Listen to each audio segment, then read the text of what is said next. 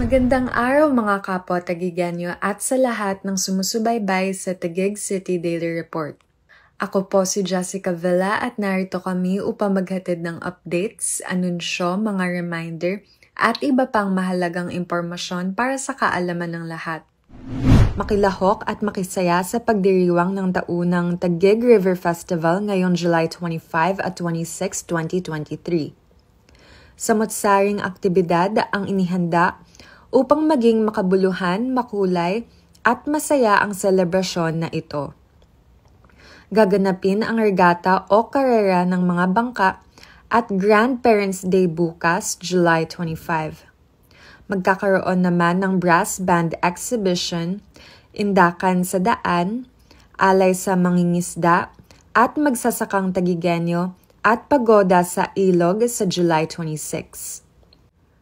Ang Taguig River Festival ay mahalagang bahagi ng tradisyon at kultura ng ating probinsyudad. Ito ay simbolo ng pasasalamat ng mga mamamayan para sa mga biyaya ng nagdaang taon. Isama ang buong pamilya at mga kaibigan at makiisa sa ating selebrasyon.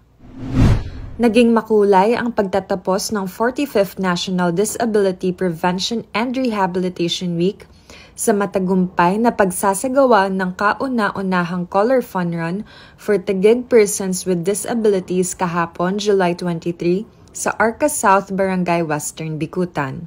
Masayang nakilahok ang mahigit 500 na runners sa 1 km at 2 km run na inihanda ng pamahalaang lungsod sa pamamagitan ng Persons with Disabilities Affairs Office Taguig, TPDH Physical Medicine and Rehabilitation Unit at Centro Kalinga Special Education Center Taguig. Nakatanggap ang mga runners ng libreng t-shirt at string bag na naglalaman ng phone holder, wristband, baler, face mask at mini towel. Naghanda rin ng mga water stations, libreng kape at snacks para sa lahat. Binigyan ng medalya ang lahat ng finishers bilang token sa pagsali sa fun run. Sa pagbibigay ng oportunidad sa lahat ng Tagigenyo, hangad ni Mayor Lani Cayetano na patuloy na makalahok ang mga persons with disabilities sa mga programa ng lungsod. Happy 45th National Disability Prevention and Rehabilitation Week! Sa lungsod ng Taguig, prioridad natin ang kaligtasan ng lahat.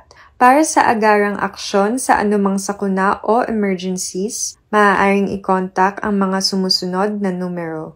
Command Center 028-789-3200, Taguig Rescue 0919-070-3112, Taguig PNP 028-642-3582 or 0998-598-7932, Taguig BFP 028-837-0740 or 028-837-4496 or 0906-211-0919.